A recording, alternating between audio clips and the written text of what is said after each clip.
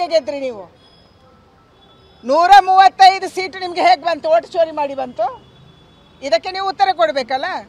ಕರ್ನಾಟಕದಲ್ಲಿ ಓಟ್ ಚೋರಿ ಮಾಡಿ ನೀವು ಗೆದ್ರ ಅಂದ್ರೆ ನೀವು ಗೆದ್ದಾಗ ಸರಿ ಇದೆ, ಬಿಜೆಪಿ ಗೆದ್ದಾಗ ಸರಿ ಇಲ್ಲ.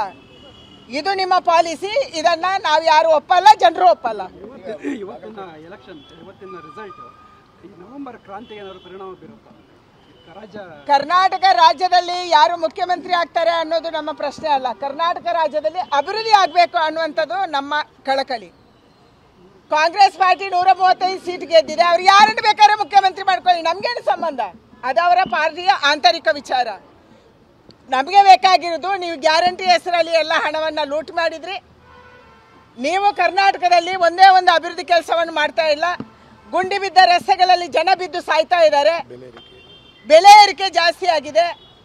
ಇವತ್ತು ಮಕ್ಕಳು ಬಸ್ ಬರಲ್ಲ ಅಂತ ಸ್ಟ್ರೈಕ್ ಕೂರ್ತಿದ್ದಾರೆ. ಯಾಕೆಂದ್ರೆ ಬಸ್ಸನ್ನು ರಿಪೇರಿ ಮಾಡೋಕ್ಕೆ ನಿಮ್ಮ ಹತ್ರ ದುಡ್ಡಿಲ್ಲ, ಅದಕ್ಕೆ ಡೀಸೆಲ್ ಹಾಕಕ್ಕೆ ನಿಮ್ಮ ಹತ್ರ ದುಡ್ಡಿಲ್ಲ.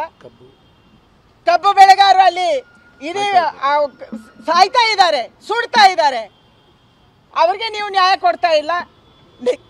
ನೆರೆ ಬಂದಿದೆ, ನೆರೆಗೆ ಪರಿಹಾರ ಕೊಟ್ಟಿಲ್ಲ. ಪೆಟ್ರೋಲ್ಗೆ ಜಾಸ್ತಿ ಮಾಡಿದ್ರಿ, ವಿದ್ಯುತ್ಗೆ ಜಾಸ್ತಿ ಮಾಡಿದ್ರಿ, ಕಸದ ರೇಟ್ ಜಾಸ್ತಿ ಮಾಡಿದ್ರಿ, ಎಲ್ಲವನ್ನ ಜಾಸ್ತಿ ಮಾಡಿದ್ರಿ. ನಿಮ್ಮ ಆ ದುಡ್ಡು ಎಲ್ಲೋಗ್ತಿದೆ ಸಿದ್ದರಾಮಯ್ಯನವರೇ?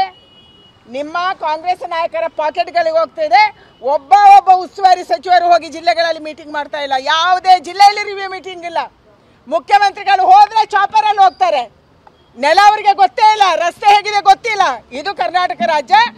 ನಿಮ್ಮ ತಪ್ಪುಗಳನ್ನು ಮುಚ್ಚಿಟ್ಕೊಳ್ಳೋದಕ್ಕಾಗಿ, ನಿಮ್ಮ ವೈಫಲ್ಯವನ್ನು ಮುಚ್ಚಿಟ್ಕೊಳ್ಳೋದಕ್ಕಾಗಿ ಇವತ್ತು ನೀವು ನವೆಂಬರ್ ಕ್ರಾಂತಿ, ಮಂತ್ರಿಗಳ ಬದಲಾವಣೆ, ಮುಖ್ಯಮಂತ್ರಿಗಳ ಬದಲಾವಣೆ ಇದನ್ನು ಡೈವರ್ಟ್ ಮಾಡಕ್ಕೆ ಹೊರಟಿದ್ದೀರಿ.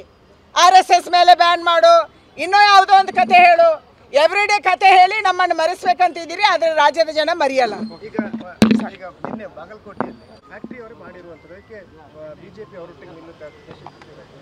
ಇಲ್ಲಿ ಬಹಳ ಪ್ರಶ್ನೆ ಇರುವಂಥದ್ದು, ನಮ್ಮ ರೈತರ ಪರವಾಗಿ ಸರ್ಕಾರ ನಿಲ್ಲಬೇಕು. ಕೇಂದ್ರ ಸರ್ಕಾರ ಬಹಳ ಸ್ಪಷ್ಟವಾಗಿ ಒಂದು ಟನ್ನಿಗೆ 3,500 ರೂಪಾಯಿಯನ್ನು ಕೊಡಬೇಕು ಅಂತ ಸ್ಪಷ್ಟ ಮಾಡಿದೆ. ಈ 3,500ವನ್ನು ಕೊಡಿಸುವಂಥ ಜವಾಬ್ದಾರಿ ಯಾರ್ದು? ರಾಜ್ಯ ಸರ್ಕಾರದ್ದು. ಯಾವ ಫ್ಯಾಕ್ಟ್ರಿಯವರು, ಯಾವ ಪಕ್ಷದವರು ಮುಖ್ಯ ಅಲ್ಲ, ಎಲ್ಲ ಪಕ್ಷದವರು ಫ್ಯಾಕ್ಟ್ರಿ ಓನರ್ಸ್ ಇದ್ದಾರೆ. ಪ್ರಶ್ನೆ ಇರುವಂಥದ್ದು, ನಮ್ಮ ರೈತರಿಗೆ ನ್ಯಾಯ ಸಿಗೋದಕ್ಕೆ ರಾಜ್ಯ ಸರ್ಕಾರದ ಜವಾಬ್ದಾರಿ ಏನು? ಈ ಜವಾಬ್ದಾರಿಯನ್ನು ನೀವು ನಿರ್ವಹಣೆ ಮಾಡಿ, ಆವಾಗ ರೈತರು ಶಾಂತ ಆಗ್ತಾರೆ.